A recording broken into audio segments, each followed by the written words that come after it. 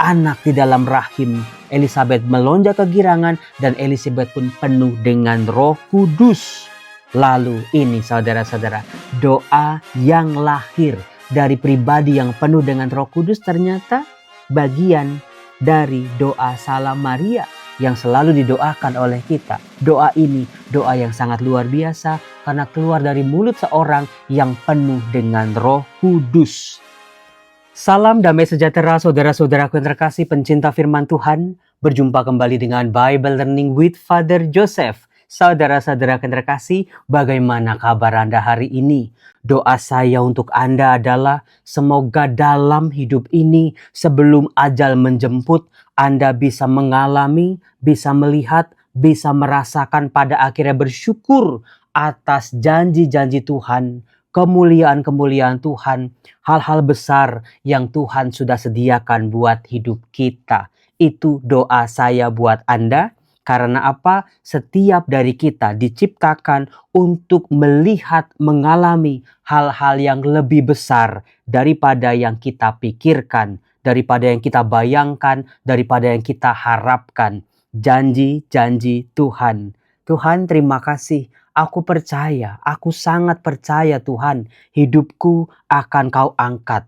Anak-anakku Kau berkati, keluargaku akan Kau persatukan kembali. Berkat-berkat-Mu Tuhan melewati lika-liku, lembah yang terdalam sekalipun. Tapi Engkau selalu menguatkan, menarik aku ke atas, melihat kemuliaan-Mu. Saudara-saudaraku yang terkasih, berbicara soal Bunda Maria, yang saya akan angkat kepada Anda semua yang kita bisa baca dalam Injil Lukas bab 39 sampai 56.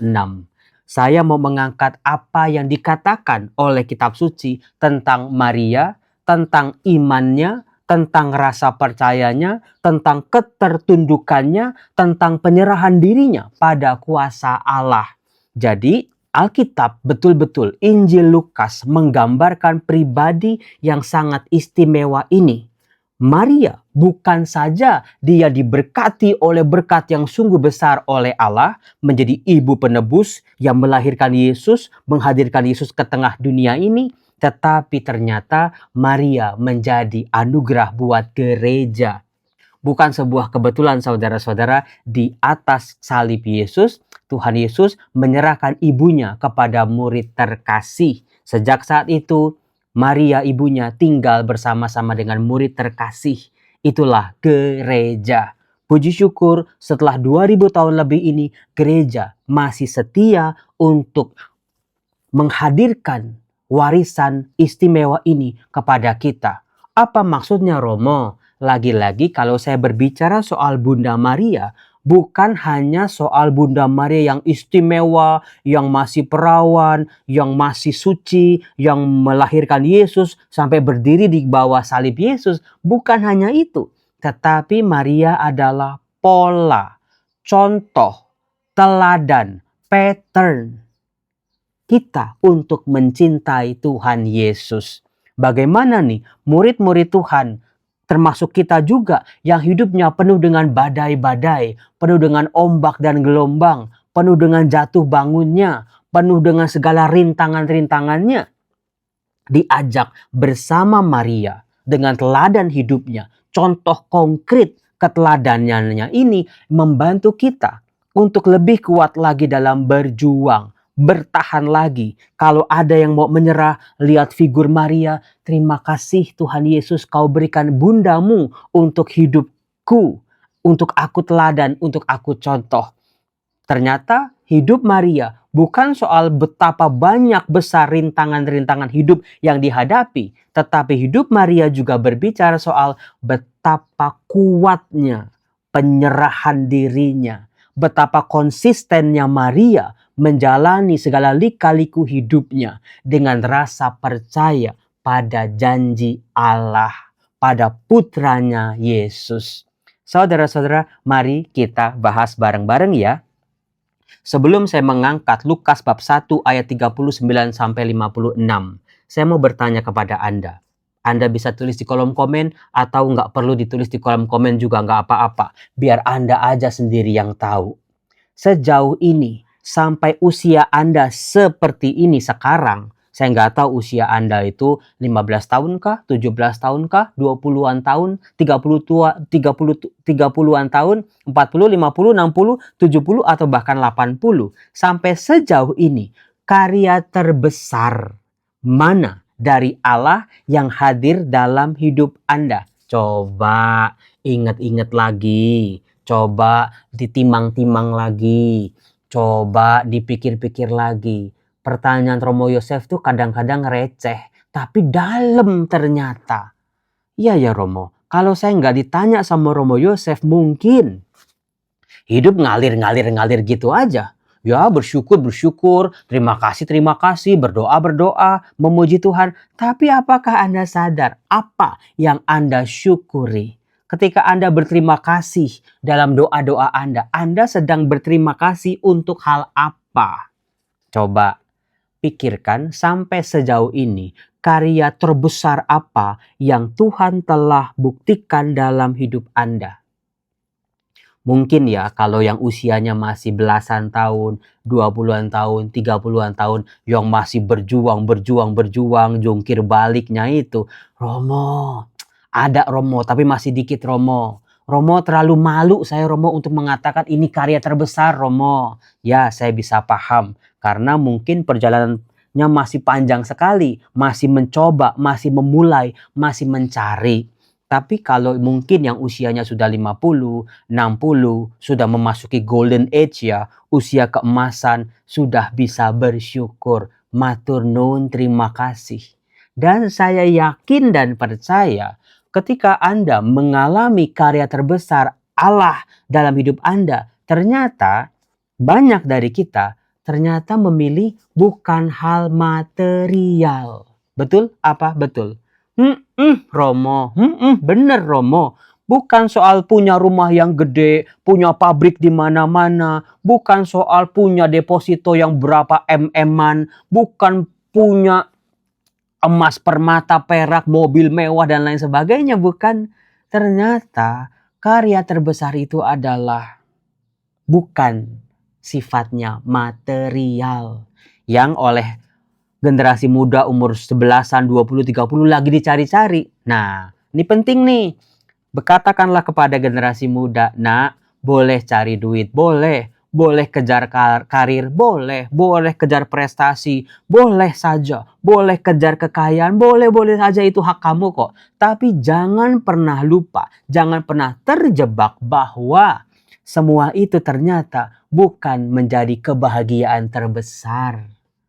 Karena generasi yang sudah lanjut sudah pasti tahu percuma Romo punya rumah gede, kamarnya 20, tapi anak-anak datang juga nggak pernah. Percuma Romo punya anak 5, Romo sukses semua, ketika kumpul isinya berantem semua. Betul nggak? Betul Romo. Percuma Romo punya duit banyak, cuma dihabisin buat di rumah sakit doang. Bayar dokter, bayar berobat, bayar segala macam tetek bengeknya. Percuma Romo punya banyak temen gitu ya di mana-mana, tapi ketika susah, ketika jatuh, satu persatu pergi dari kita. Percuma Romo punya jabatan setinggi-tingginya, punya perusahaan gitu ya, jadi direktur, jadi pejabat tinggi, tetapi Romo semua itu sifatnya sementara belaka. Romo. Nah, dari situlah kita bisa belajar ini. Karya terbesar apa yang dilihat oleh Maria di awal perjalanannya di Lukas bab 1 ayat 39 sampai 56. Ternyata bukan harta benda, ternyata bukan jabatan yang tinggi di mata dunia, ternyata bukan soal harta yang bergelimangan. Ternyata Maria mampu melihat, mengamini, dia percaya pada janji itu, dia hidupi sampai pada akhirnya hidupnya sungguh-sungguh diberkati. Dan ternyata berkatnya bukan soal harta benda. Hati-hati, banyak orang terjebak di sini. Dikatakan di Lukas bab 1 ayat 39.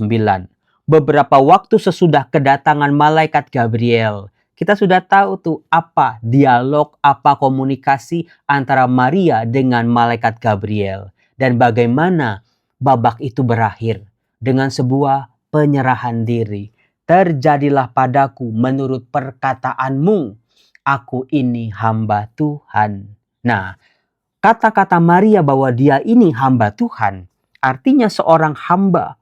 Maria sadar betul dia bukan pribadi yang bisa membanggakan dirinya, identitasnya. Semuanya karena Tuhan. Itu luar biasanya Maria sejak awal perjalanannya. Ternyata bukan sebatas kata-kata indah, puisi-puisi. Aku ini hamba Tuhan, terjadilah padaku menurut perkataanmu. Tetapi Maria adalah orang yang percaya, betul-betul bisa mengungkapkan rasa percayanya itu dan menjalaninya secara konsisten. Hal itu bisa kita lihat ketika Maria langsung bergegas ke pegunungan menuju sebuah kota di wilayah Yehuda. Ia masuk ke rumah Zakaria memberi salam kepada Elisabet. Elisabet adalah sepupu atau saudaranya Maria yang menurut malaikat Gabriel, dia juga memperoleh kasih karunia. Dia memperoleh anak di masa tuanya. Ketika Elisabet mendengar salam Maria, melonjaklah anak yang di dalam rahimnya. Saudara-saudara terkasih, disinilah Maria membawa Yesus dalam kandungannya. Betul-betul dan memberi sukacita. Kehadiran juru selamat dalam rahimnya tidak hanya untuk dirinya sendiri. Ketertundukannya, kepatuhannya, rasa percayanya, penyerahan Maria bukan untuk dirinya sendiri, tetapi untuk di-sharingkan, untuk dibagikan kepada sesama. Saudara-saudara terkasih, itulah berkat-berkat Tuhan. Apapun yang kita terima dari Tuhan secara gratis dan cuma-cuma, bagikan, bagikan, bagikan. Jangan pikir-pikir, jangan hitung-hitungan. Kadang-kadang manusia terlalu banyak hitung-hitungan sehingga akhirnya nggak kasih apa-apa kepada dunia sekitarnya. Waktunya, tenaganya, pikirannya, sumbangsihnya, bantuan-bantuannya, pertolongan-pertolongannya, kebahagiaannya. Itu. Elisabet pun penuh dengan Roh Kudus. Karena apa? Karena anak di dalam rahim Maria adalah yang kudus dari Allah. Ketika salam Maria sampai ke telinga Elisabet, anak di dalam rahim Elisabet melonjak kegirangan dan Elisabet pun penuh dengan Roh Kudus. Lalu ini saudara-saudara, doa yang lahir dari pribadi yang penuh dengan Roh Kudus ternyata bagian dari doa salam Maria yang selalu didoakan oleh kita. Doa ini doa yang sangat luar biasa karena keluar dari mulut seorang yang penuh dengan Roh Kudus. Dikatakan, diberkatilah engkau di antara semua wanita, diberkatilah buah rahimmu. Siapakah aku ini sampai ibu Tuhanku datang mengunjungi aku? Salam Maria, penuh rahmat Tuhan sertamu. Terpujilah engkau di antara wanita dan terpujilah buah tubuhmu, Yesus. Itu bukan karangan-karangan pastor-pastor, saudara-saudara. Bukan karangan orang sembarangan, tapi pribadi yang dipenuhi dengan Roh Kudus. Doa itu lahir dari Roh Kudus sendiri. Ucapan itu bukan ucapan biasa, tapi doa yang penuh dengan kekuatan, pujian kepada Maria. Maka Maria bisa memperoleh tempat istimewa dalam gereja bukan oleh karena pastor-pastor, konsili-konsili, tetapi pribadi yang dicatat oleh kitab suci, pribadi yang penuh dengan Roh Kudus. Nah, dikatakan Elisabet mengatakan apa? Siapakah aku ini sampai ibu Tuhanku datang mengunjungi aku? Sebuah perendahan diri. Ternyata kerendahan diri Maria di hadapan malaikat Gabriel, janji Allah, ternyata menular. Nah, ini dia. Kerendahan hati Maria bukan tentang dirinya, tetapi dibagikan dan menular sekarang ini kepada Elisabet. Dikatakan, sebab sesungguhnya ketika salammu sampai kepada telingaku, anak yang di dalam rahimku melonjak kegirangan. Sebetulnya apa yang diucapkan oleh Elisabet ini adalah sebuah kesaksian. Pribadi yang disentuh oleh kuasa Allah pada akhirnya harus berani bersaksi. Sebetulnya kalau Elisabet diem aja ya biasa-biasa aja, tapi dia memberi kesaksian apa yang dia alami, apa yang dia rasakan. Itulah iman, itulah pengaruh Maria bersaksi pada akhirnya. Sungguh berbahagialah dia yang telah percaya, sebab firman Tuhan yang dikatakan kepadanya akan terlaksana. Jadi di sini Elizabeth memberi peneguhan kepada Maria. Itulah hidup gereja. Bukan cuma soal yang satu memberi, yang satu menerima terus. Nanti kebiasaan dan ketergantungan. Tapi saling mensupport satu sama lain. Bisa membuka diri, mendukung, menghadirkan bagaimana rahmat Tuhan hadir. Itu antara Elizabeth dengan Bunda Maria. Nah, disinilah saudara-saudara yang mau saya katakan. Apa tanggapan Maria terhadap puji-pujian dari Elizabeth ini? Dia tidak besar kepala, dia tidak menjadi sombong. Dalam Kidung Maria dikatakan, jiwaku memuliakan Tuhan, hatiku bergembira karena Allah juru selamatku, sebab ia telah memperhatikan kerendahan hambanya.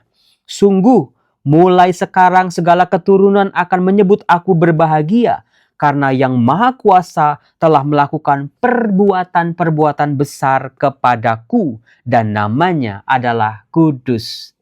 Maria menyadari ada karya Tuhan dalam hidupnya yang besar luar biasa. Ternyata karya ini akan menuntun dia pada hal-hal yang lebih besar, lebih agung, lebih mulia lagi.